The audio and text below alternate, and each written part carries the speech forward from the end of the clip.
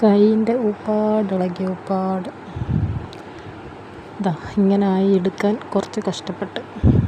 ഈ ചൂട് time parotta ചൂടലൊരു task തന്നെയാണ്.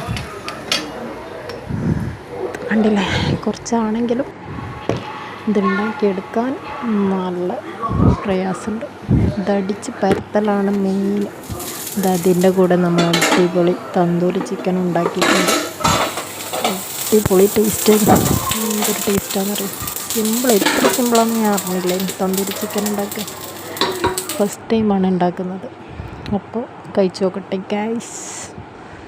കുറച്ച് ബീഫ് കറി, അതിൻ്റെ കൂടെ കുറച്ച് മാങ്ങ അച്ചാർ, പിന്നെ നമ്മുടെ തന്തൂരി ചിക്കൻ, അതിൻ്റെ ഗ്രേവി. ഒരിത്തിരി ഗ്രേവിയേ ഉള്ളൂ, എന്നാലും ഭയങ്കര ടേസ്റ്റ്.